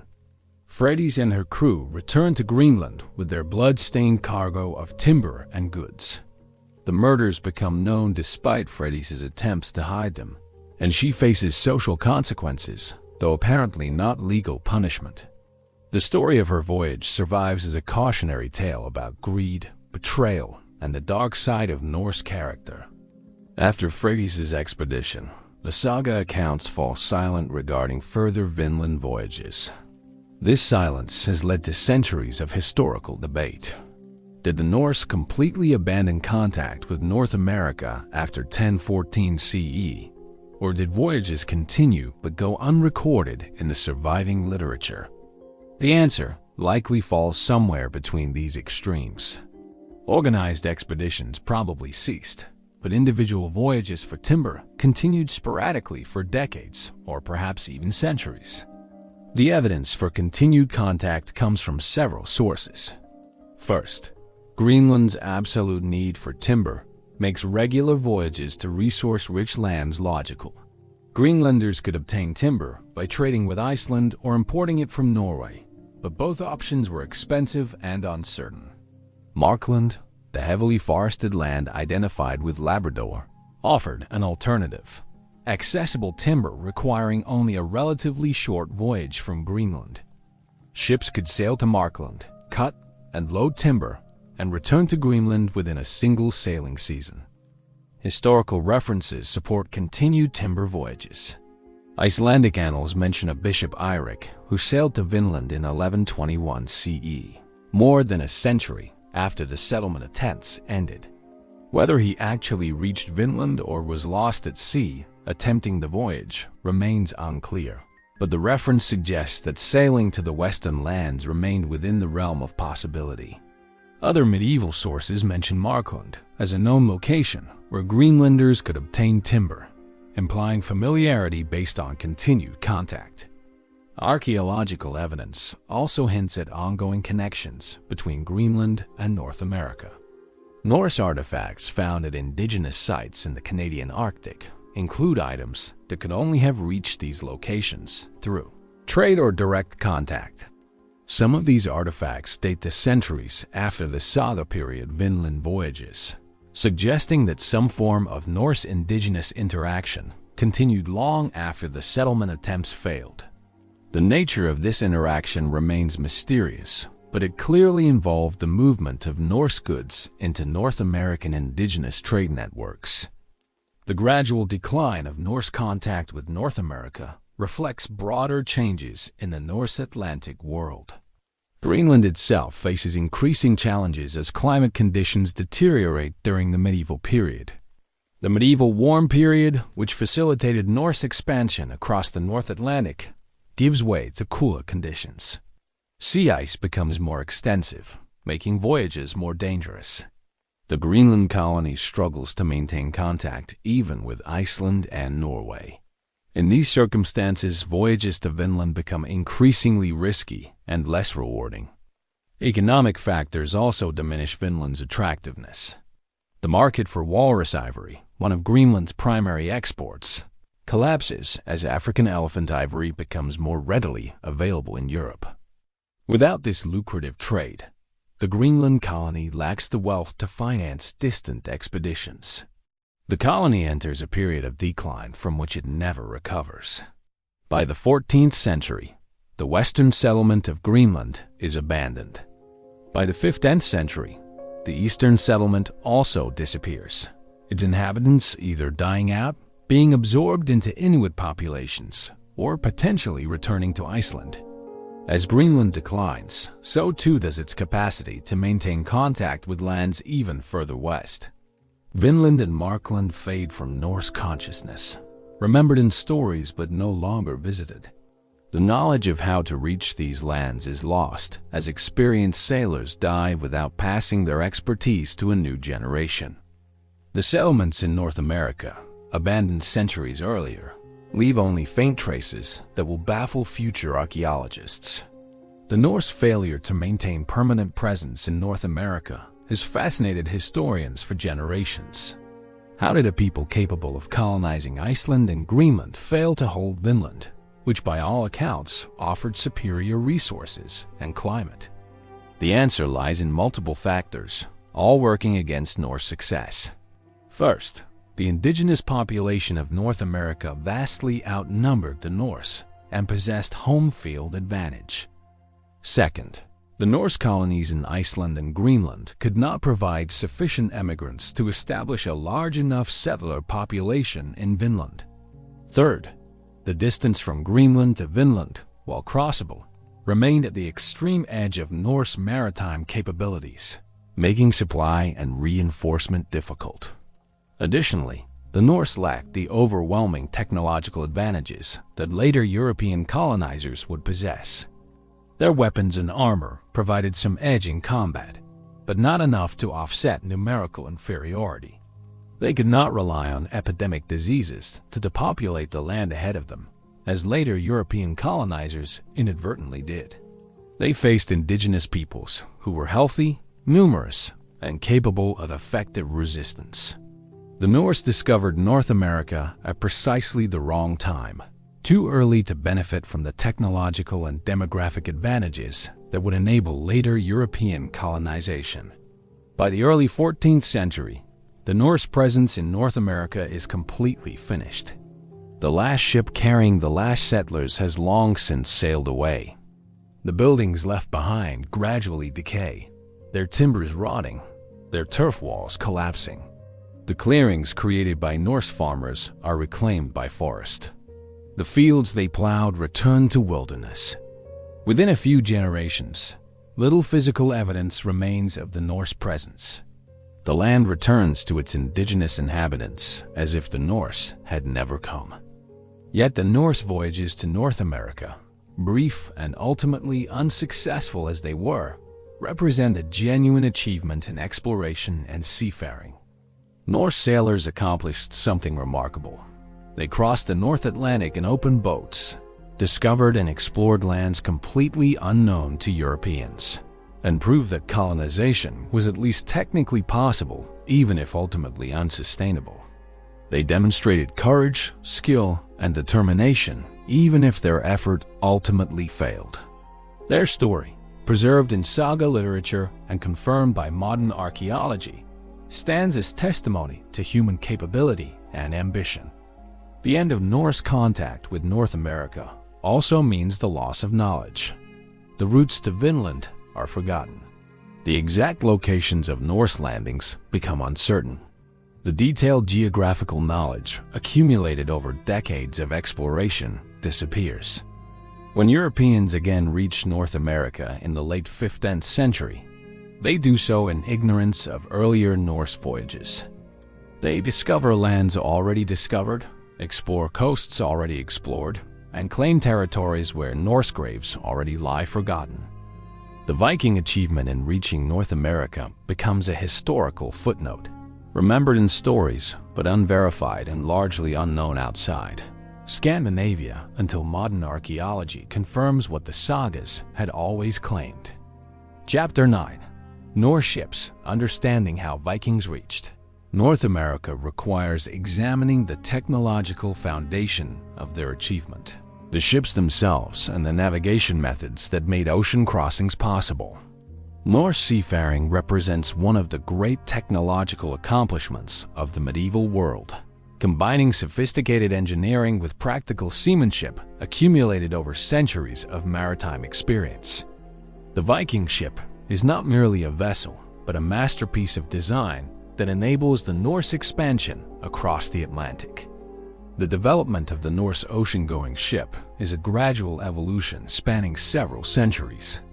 Early Scandinavian boats are simple craft, suitable for coastal waters and river navigation. But as Norse peoples push further from shore, their ships evolve to meet increasing demands. By the Viking Age, Norse shipbuilders have perfected several distinct vessel types, each optimized for particular purposes. The longship, famous from countless raids, is built for speed, shallow draft, and the ability to beach quickly. But for ocean crossing and colonization, the Norse develop a different vessel, the Nair. The Nair represents the Norse equivalent of a merchant vessel, but calling it merely a cargo ship understates its capabilities.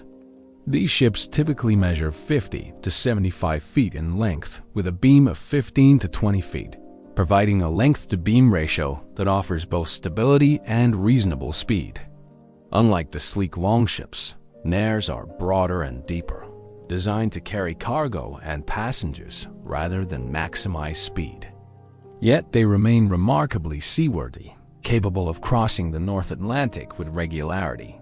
The construction technique used for Norse ships is called clinker building or lapstrake construction. Shipbuilders start with a keel, a heavy timber forming the ship's backbone. They then add overlapping planks, each plank's lower edge overlapping the upper edge of the plank below it. These planks are fastened together with iron rivets, creating a hull that is both strong and flexible. This flexibility is crucial for ocean sailing, allowing the hull to twist slightly in heavy seas, absorbing stresses that would crack a rigid vessel. The choice of wood matters enormously. Norse shipbuilders prefer oak for the keel and lower planks, where strength is paramount. For upper planks, they often use pine or other lighter woods, reducing the vessel's overall weight while maintaining strength where needed. Every piece of timber is carefully selected, with shipbuilders examining the grain and natural curves to find pieces that fit their purposes. A single large oak might provide the keel, while dozens of trees contribute planks, ribs, and other components. The ships are remarkably efficient in their use of materials. A typical ocean-going nair requires perhaps 20 tons of timber, representing years of growth, but not requiring destruction of vast forest areas. The Norse understand sustainable forestry from necessity, managing woodlands to provide ship timber for future generations. The best ships are works of art as much as engineering, with every component carefully shaped and fitted. Norse ships are sailed, not rowed, on ocean passages. The nair carries a single large square sail, typically made from wool woven into a heavy fabric and reinforced with leather strips or ropes in a grid pattern. These sails are enormous, perhaps 40 feet on a side, requiring the wool from hundreds of sheep. Creating a sail is a major undertaking, often involving entire communities in the gathering, processing, and weaving of wool. The sail is the ship's engine, and its quality directly affects the vessel's speed and handling. The mast is stepped in a large wooden block called a mastfish, which distributes the enormous loads generated by the sail. The Norse developed sophisticated rigging systems, allowing the crew to adjust the sails, angle and shape to accommodate different wind conditions. They can reef the sail, reducing its area in heavy winds, or set it fully in favorable conditions. Though the square sail has limitations, particularly in sailing to windward, skilled Norse sailors learn to exploit every advantage, achieving respectable performance even when sailing at angles to the wind. Steering is accomplished with a side rudder, mounted on the starboard side of the stern. This placement gives us the word starboard, derived from the Norse steerboard. The side rudder might seem primitive compared to later stern-mounted rudders, but it offers significant advantages for Norse-style ships. It can be raised easily when approaching shallow water, allowing the ship to beach without damage to the steering mechanism. The helmsman controls the rudder with a tiller, developing an intimate feel for how the ship responds to different sea conditions. Navigation represents perhaps the greatest mystery and the greatest accomplishment of Norse seafaring. The Vikings possessed no compasses, no sextants, no chronometers, none of the instruments that later sailors consider essential for ocean navigation.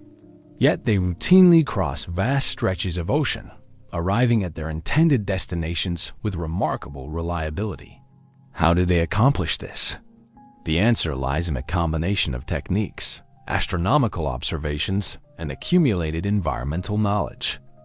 The Norse navigate primarily by latitude sailing, a technique that involves sailing to the latitude of the destination and then sailing east or west along that latitude until reaching land. Determining latitude is relatively straightforward using solar observations. At noon, when the sun reaches its highest point in the sky, its elevation above the horizon directly relates to the observer's latitude. Norse navigators developed various tools and methods for measuring this angle. The simplest method involves using one's hand held at arm's length, with fingers measuring the sun's height and hand widths above the horizon. More sophisticated instruments may have been used, though archaeological evidence remains limited. References in saga literature to mysterious devices have led to speculation about bearing, dials or sun compasses that could help determine direction even when the sun was partially obscured by clouds. In 2013, researchers demonstrated that a crystal called Iceland spar could theoretically be used to locate the sun's position even when clouds hide it from direct view, by exploiting the polarization of sunlight. Whether Norse sailors actually use such crystals remains uncertain, but the technique is physically sound, and Iceland spar occurs naturally in Scandinavia. Dead reckoning forms another crucial navigation technique. Experienced sailors develop an almost intuitive sense of their ship's speed and direction. By estimating speed through the water and tracking time, a skilled navigator can calculate approximate position. This requires constantly attending to details, watching the water flow past the hull, feeling the ship's motion, noting wind strength and direction. Dead reckoning cannot maintain accuracy over extended periods, but combined with periodic latitude observations, it provides reasonable position estimates. Environmental cues offer another layer of navigational information. Norse sailors developed deep knowledge of the natural world and its patterns. They observe birds, recognizing that certain species appear only at specific distances from land. They note the color of the water, which changes based on depth and proximity to shore. They feel water temperature, detecting the cold currents flowing south from the Arctic or the warm Gulf Stream flowing northeast. They watch for floating seaweed, driftwood, or other debris that indicates nearby land. They observe cloud formations, learning to recognize the characteristic clouds that form over land masses. The Norse also possessed detailed mental maps of known waters, transmitted orally from experienced sailors to apprentices. These mental maps include landmarks, distances, sailing times under various conditions, dangerous rocks or shoals, and optimal routes between locations. This knowledge is precious and carefully guarded. A master navigator represents years of accumulated experience and knowledge, making him invaluable to any expedition. Sailing directions, called in Old Norse as sailing descriptions, preserve some of this navigational knowledge in written form, though most such documents date from after the Viking Age. These directions describe routes with remarkable precision, specifying sailing times, courses, and landmarks. For example, sailing directions for the route from Norway to Greenland specify sailing due west from specific Norwegian landmarks until reaching a point south of the Faroe Islands, then continuing west past the southern end of Iceland, and finally sailing west from Iceland to Greenland, passing south of specific landmarks. These directions create a mental navigation chart that skilled sailors can follow.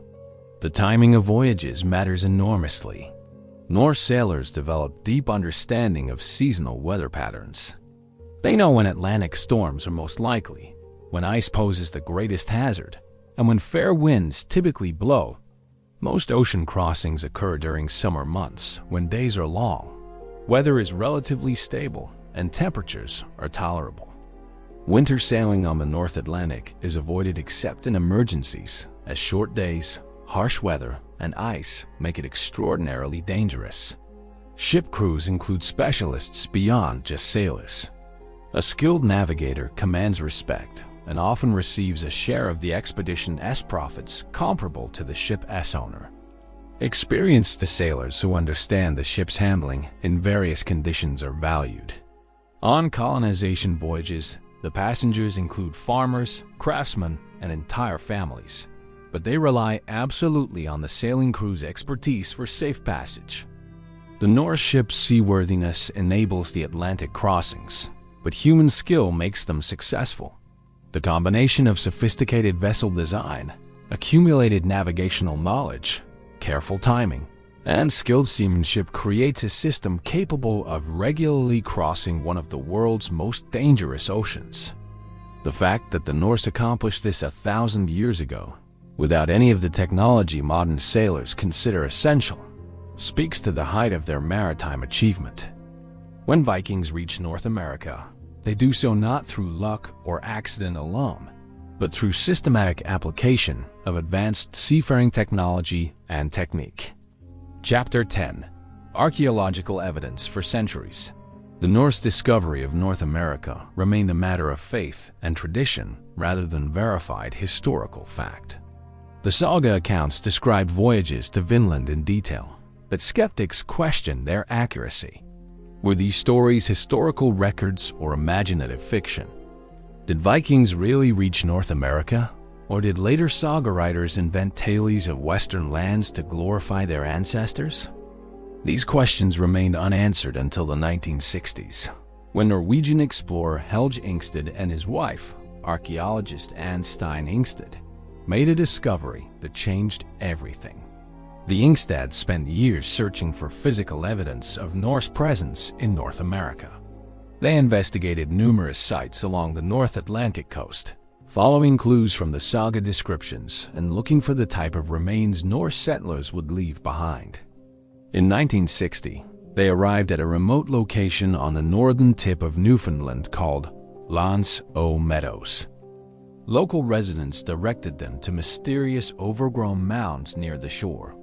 When the Ingstads examined these mounds, they recognized something that made their hearts race: the distinctive pattern of Norse building foundations. Excavations began in 1961 and continued for several years. What the Ingstads uncovered definitively proved Norse presence in North America centuries before Columbus.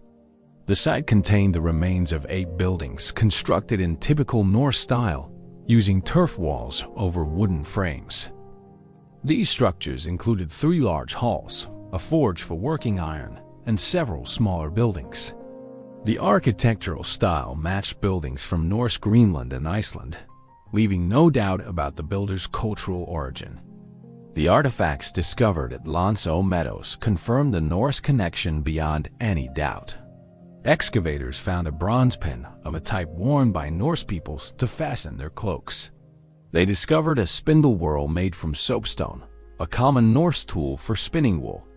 Most dramatically, they found evidence of iron smelting and working, a technology that indigenous North American peoples did not possess at this time.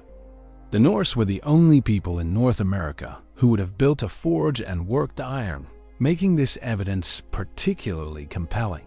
Radiocarbon dating of artifacts and organic material from the site places its occupation around 1000 CE, exactly matching the time frame of the saga voyages to Vinland. The concordance between archaeological evidence and literary sources is remarkable. The sagas describe voyages occurring around the year 1000. The physical evidence shows Norse occupation of a North American site around 1000.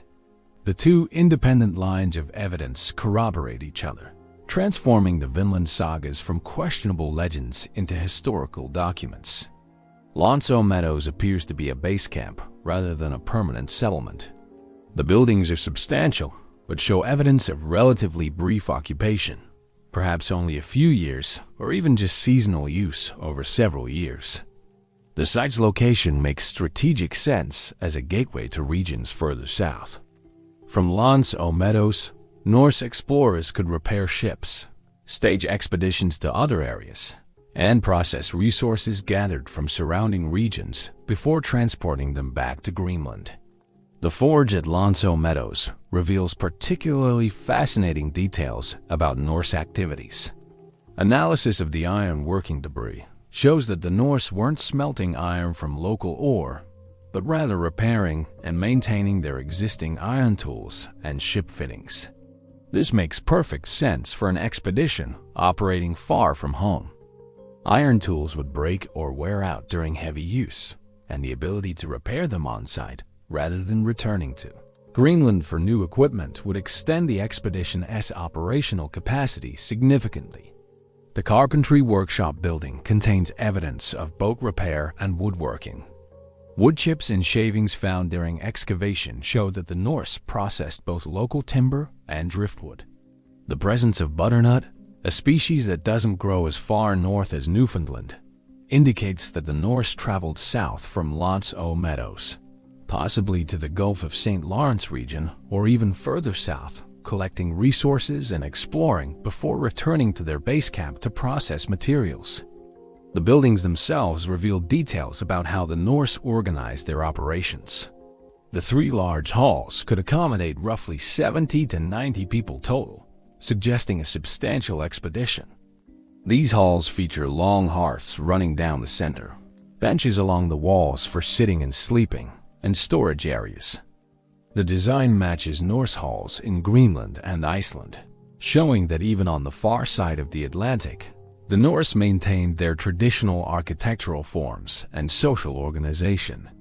One building appears to have served specifically as a women's workshop, identified by the concentration of spindle whorls and other textile working tools found there. This discovery indicates that women participated in the Vinland expeditions, supporting the saga accounts that describe women like Gudrid accompanying the settlement attempts. The presence of women in textile production suggests the Norse intended these expeditions to be more than quick raids or resource-gathering trips. They were attempting to establish functional communities, even if only temporarily. The location of Lance o Meadows offers both advantages and limitations. The site provides a good harbor protected from ocean storms, access to fresh water, and adequate meadowlands for livestock grazing. However, it sits at a relatively northern latitude where the growing season is short and agriculture challenging.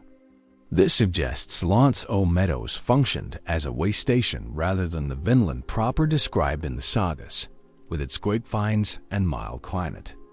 The Norse likely used this site as a base for exploring and exploiting resources in more southern regions. The discovery of Lance o Meadows answered one question definitively. Did Vikings reach North America? Yes, absolutely, and without doubt. But it raised other questions that continue to puzzle scholars. How many other Norse sites existed in North America? Where exactly was the Vinland of the sagas located? If Lance o Meadows is not Vinland proper, what is it? These questions drive continuing archaeological research along the North Atlantic coast. Since the discovery of Lance o Meadows, archaeologists have investigated numerous other potential Norse sites in North America. Most have proven to be natural features or indigenous sites misidentified as Norse. However, researchers continue to search, recognizing that the Norse certainly explored beyond the single site we've confirmed. The saga accounts describe multiple locations with different characteristics, implying several distinct landing sites or settlement attempts.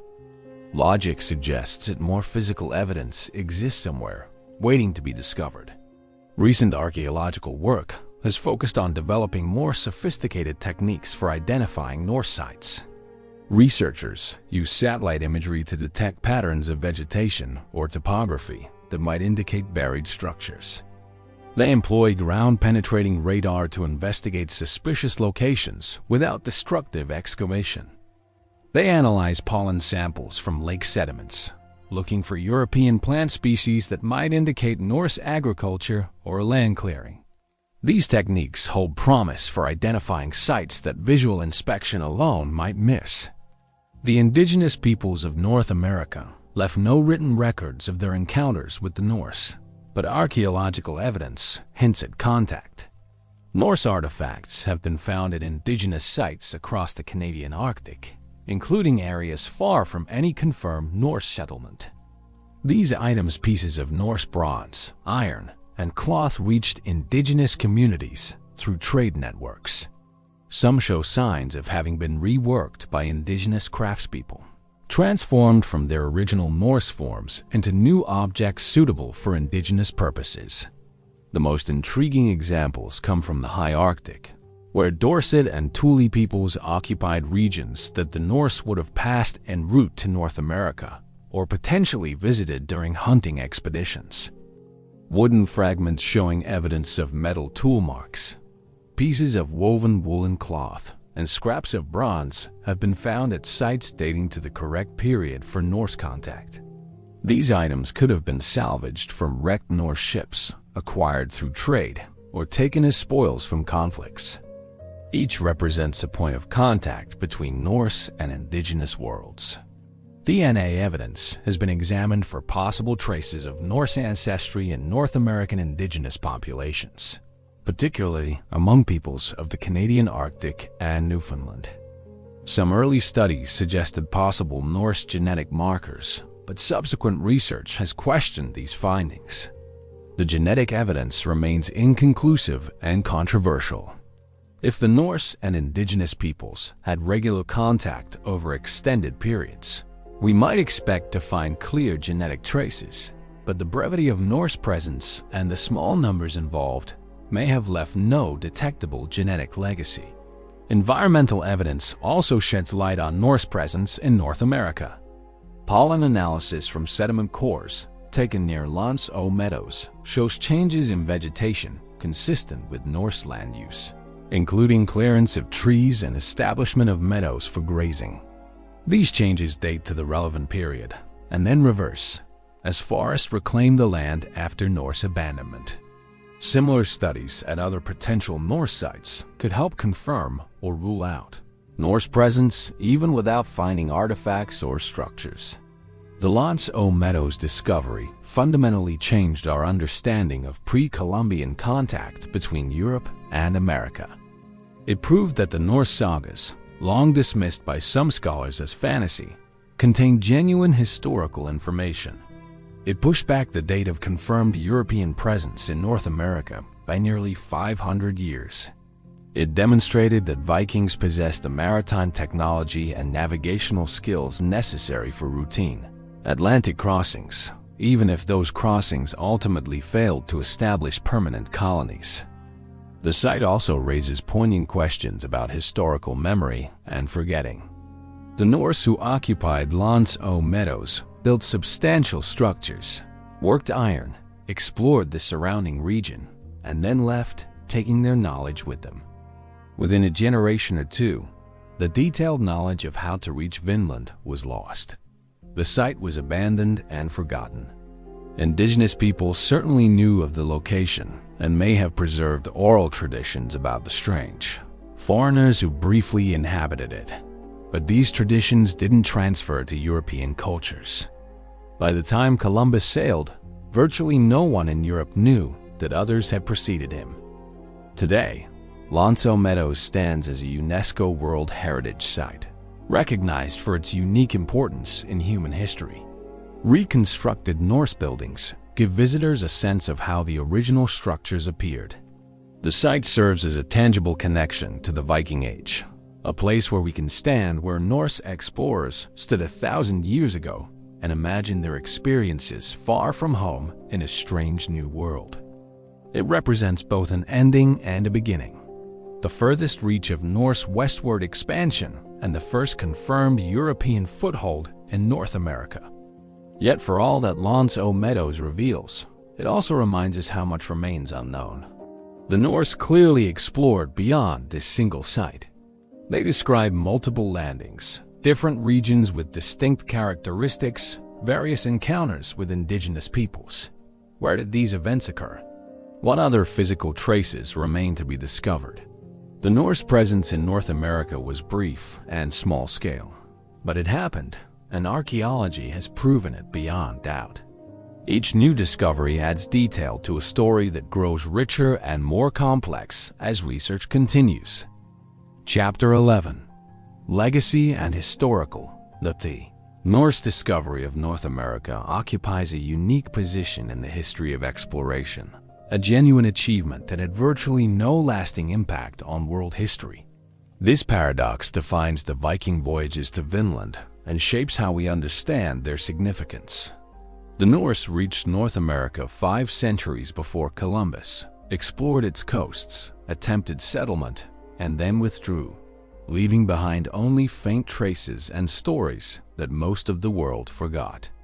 Why did this remarkable achievement fail to change history?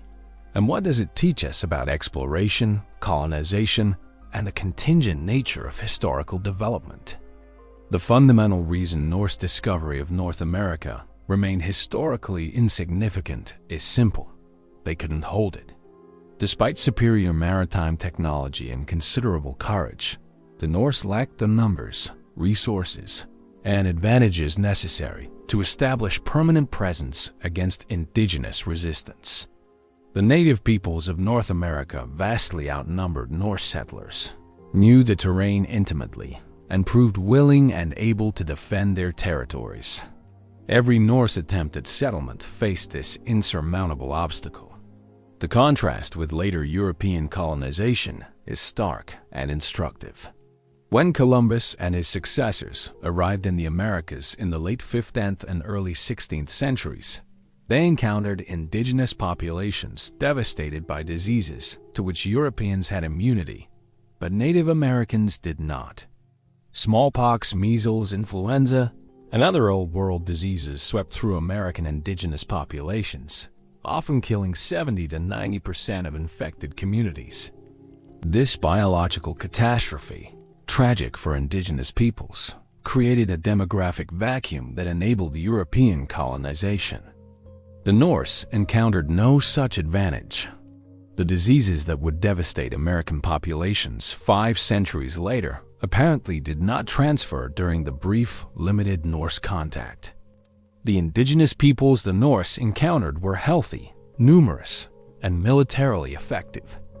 The Norse possessed some technological advantages, iron weapons and armor, potentially superior ships, but these advantages were insufficient to overcome numerical inferiority and unfamiliarity with the terrain. Geographic factors also worked against Norse success. The Norse colonies in Greenland and Iceland, the bases from which North American expeditions were launched, were small, struggling communities themselves. They couldn't provide the flow of immigrants necessary to establish viable settlements in Vinland. Compare this to later Spanish, English, and French colonization, which drew on large metropolitan populations and could dispatch thousands of colonists when opportunities arose. The Norse simply lacked the demographic reservoir to support colonization on the scale required. Economic factors undermined Norse presence as well. Vinland offered valuable resources, particularly timber, but accessing these resources required dangerous ocean voyages at the extreme range of Norse maritime capability. As Greenland itself entered decline, the colony could no longer support expeditions to distant shores. The economic model that sustained Norse expansion, establishing self-sufficient colonies that could support further exploration, broke down at the western edge of the Atlantic. Climate change played a role in Norse withdrawal. The medieval warm period, which had facilitated Norse expansion across the North Atlantic, transitioned to cooler conditions during the 14th and 15th centuries. Increased sea ice made navigation more dangerous and shortened the already brief sailing season. The Greenland colony struggled to survive, let alone maintain contact with lands even further west. Environmental changes helped doom Norse America just as favorable climate had helped create it. The loss of knowledge about Vinland represents one of history's great cases of cultural forgetting.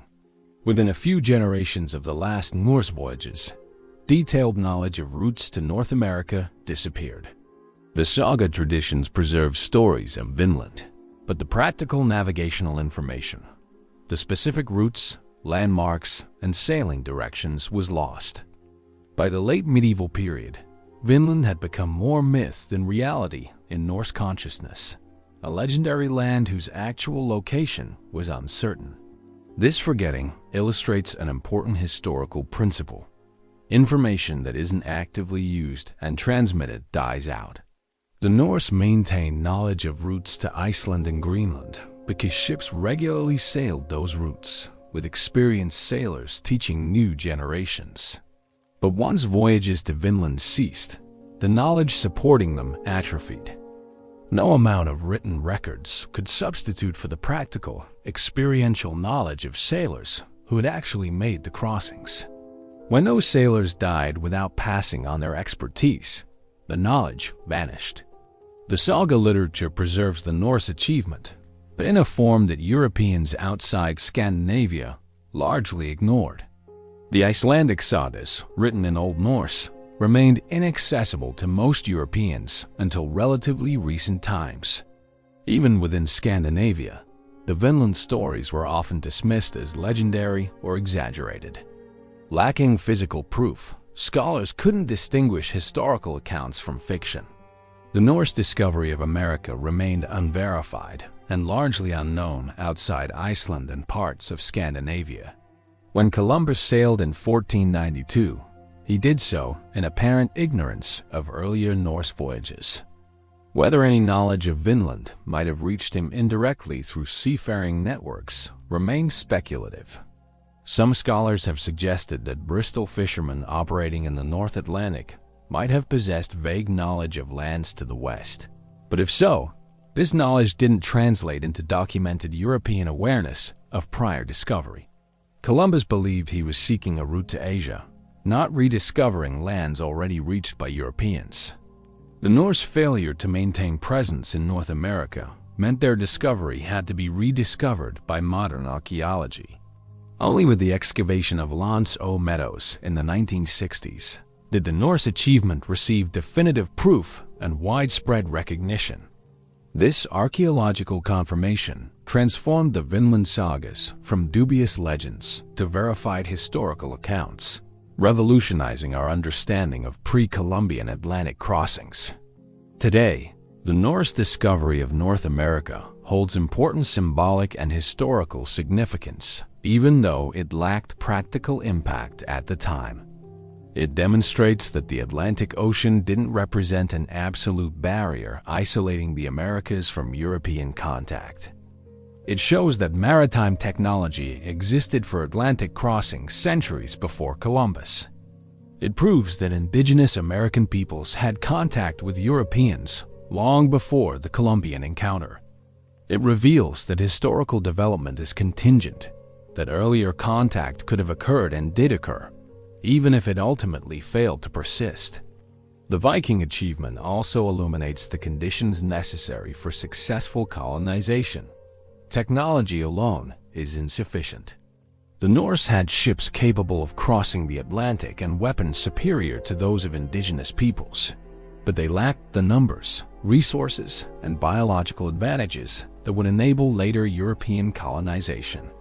Their failure demonstrates that colonization requires not just the ability to reach distant lands, but the capacity to hold them against resistance and sustain communities across great distances.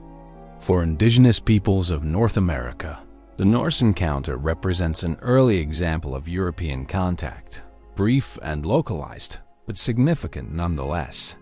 The Norse brought iron tools, textiles, and other goods into indigenous trade networks. They demonstrated aggressive European attitudes toward land and resources.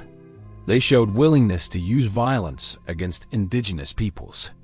In these ways, the Norse experience foreshadowed the far more consequential European contact 5 centuries later.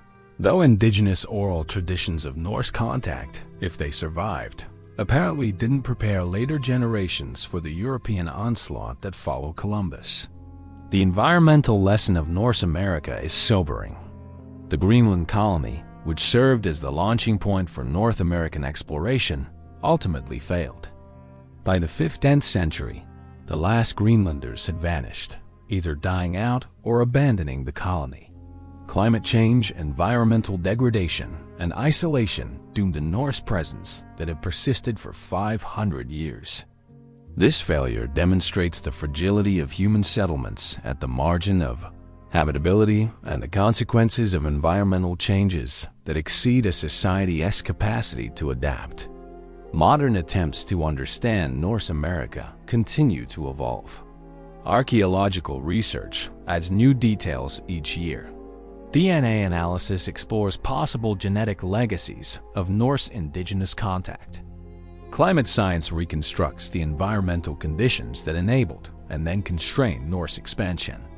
Linguistic study examines possible influences between Old Norse and indigenous languages, though evidence remains elusive. Each discipline contributes to a richer, more complex understanding of what the Norse achieved and why their achievement remained isolated and temporary. The question of whether we should celebrate the Norse discovery of America is more complicated than it might first appear. On one hand, the Norse achievement represents genuine courage, skill, and determination. Norse sailors crossed vast oceans in open boats, explored unknown lands, and pushed the boundaries of their world. On the other hand, the Norse showed themselves willing to murder indigenous peoples from first contact, treating them as obstacles rather than as fellow humans. The saga accounts describe unprovoked killings and portray indigenous peoples in dehumanizing terms. Any celebration of Norse exploration must acknowledge this darker dimension. Ultimately, the story of how Vikings reached North America teaches us about human capability and limitation. The Norse possessed sophisticated technology, remarkable seamanship, and extraordinary courage. They accomplished something genuinely difficult and historically significant. But they couldn't translate these advantages into lasting presence. They reached North America, but couldn't hold it. They discovered new worlds, but couldn't exploit them. They achieved something that should have changed history, but ultimately didn't, leaving only traces in stories that the world forgot until modern archaeology recovered them.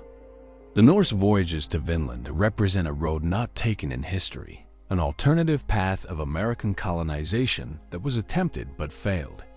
Had the Norse succeeded in establishing permanent settlements, the entire course of world history might have changed. American civilizations might have encountered European diseases and colonization gradually over centuries, rather than catastrophically a single generation. Technological exchange might have occurred in both directions, enriching both cultures.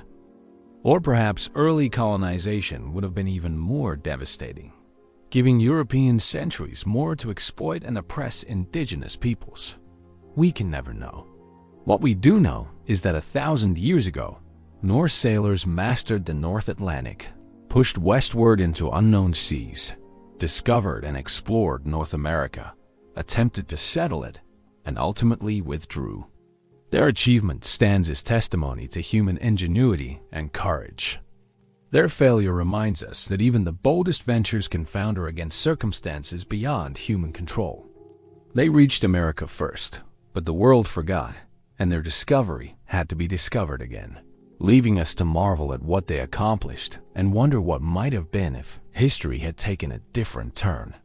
The story of how Vikings reached North America is ultimately a story about human determination meeting the hard limits of circumstance.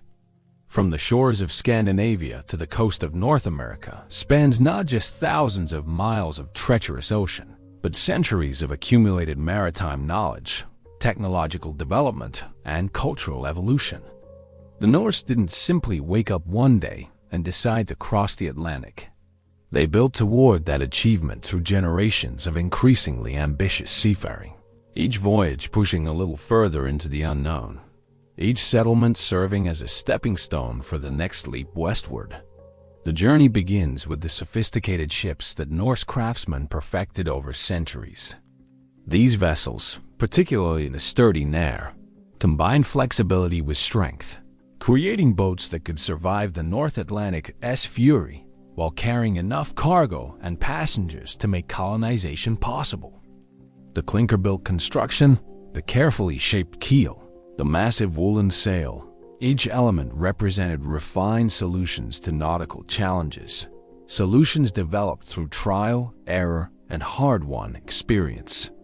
Navigation without instruments seems impossible to modern minds, yet Norse sailors accomplished it routinely.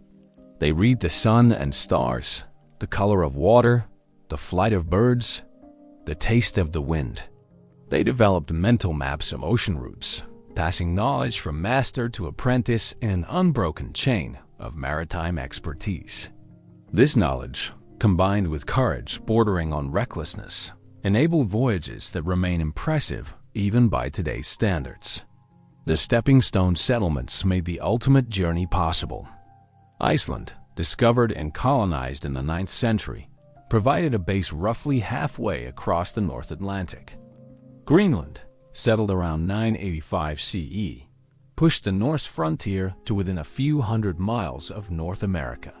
Each colony taught lessons about surviving in harsh new environments and maintaining contact across vast ocean distances.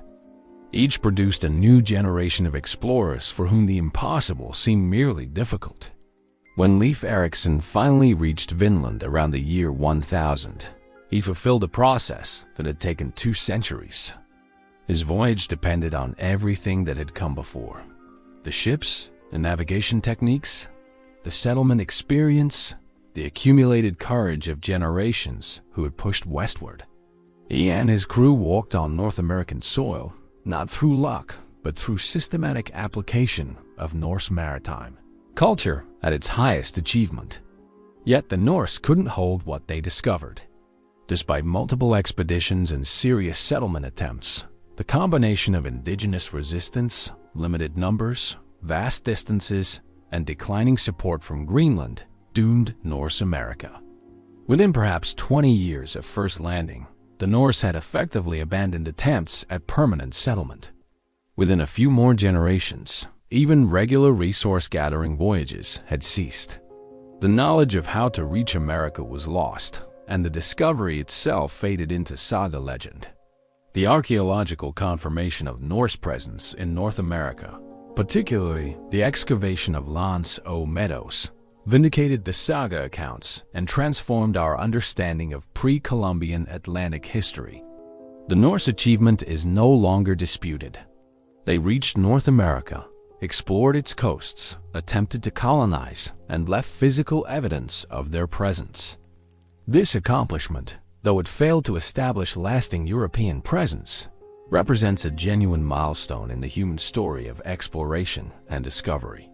Looking back across 1,000 years, we can appreciate what the Vikings accomplished while recognizing why it ultimately didn't matter in the flow of world history.